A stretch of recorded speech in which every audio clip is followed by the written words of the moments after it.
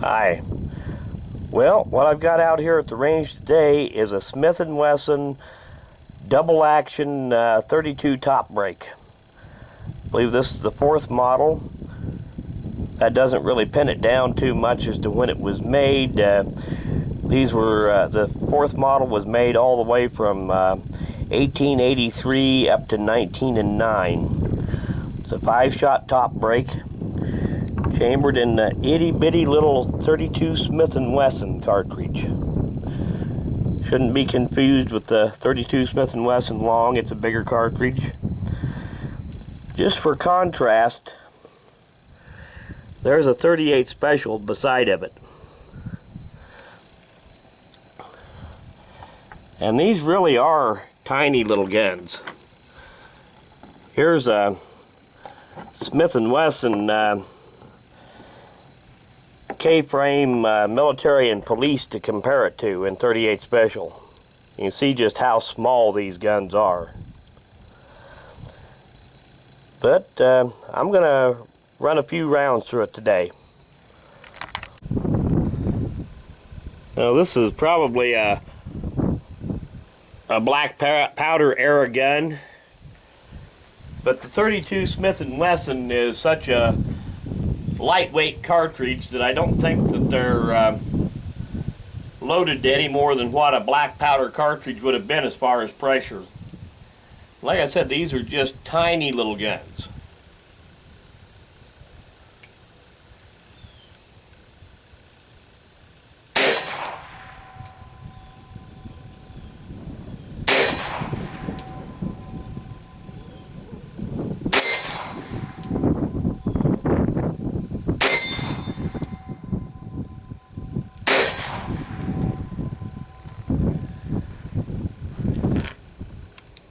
And of course they are a top break, automatic ejection.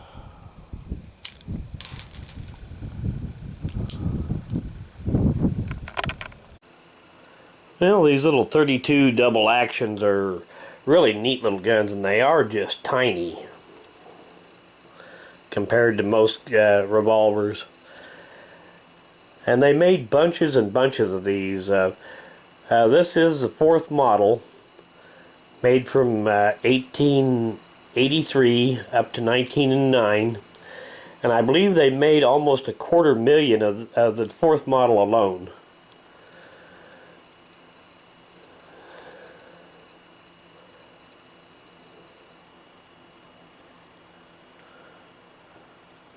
Yeah, let's see if we can get that. Yeah, that's showing up pretty good there.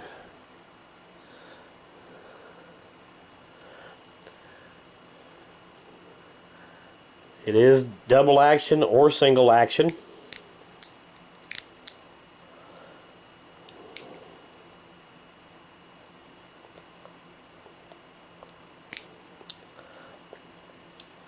The sights are pretty rudimentary, but that's about what you expect on a pocket gun.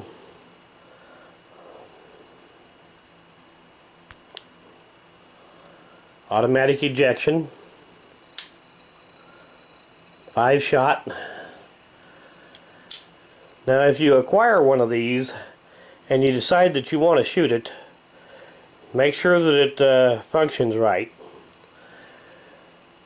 These old guns were made out of pretty soft steel, especially these little ones.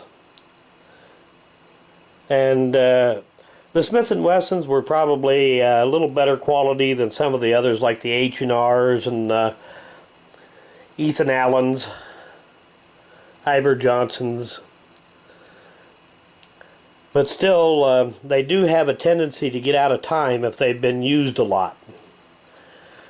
So you'd want to work the action, make sure that it locks up good on all 5 chambers.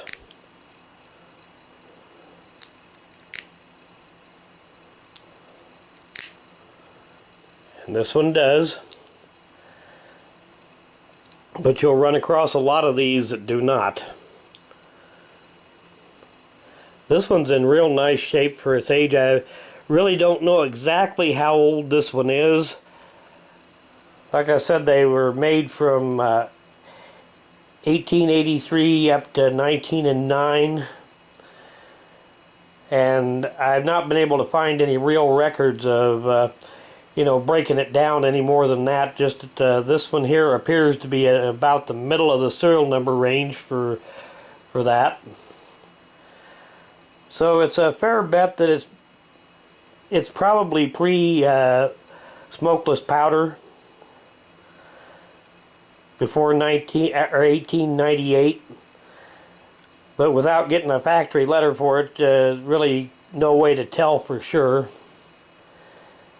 And the .32 Smith Wesson ammunition is loaded at low enough pressures that it equals what a black powder cartridge of the time would have been. So you don't have to really worry about that part. The main part is to worry about the lockup of the gun. Make sure that the timing is good on it, and that the frame and top latch are good, and that they're not loose. Matter of fact, this one is even a little on the stiff side. It's hard to do this reaching around a camera.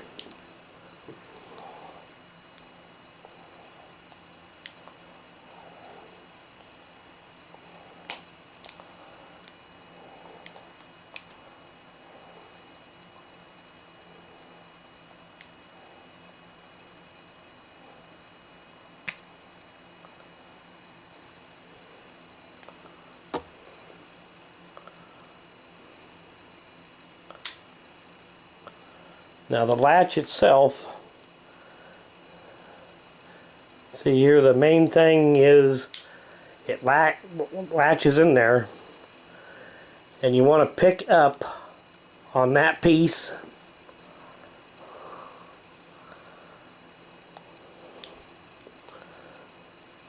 without trying to pick up on the rest of the gun.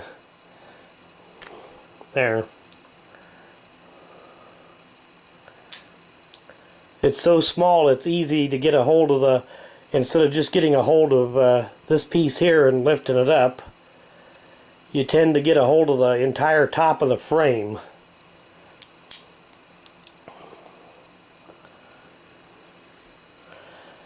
And like I said, the .32 Smith & Wesson is not a very powerful cartridge. Matter of fact, a .22 long rifle high velocity probably has more muzzle energy than one of these things does. But they're a neat old gun and a nice piece of history. So, thanks for watching.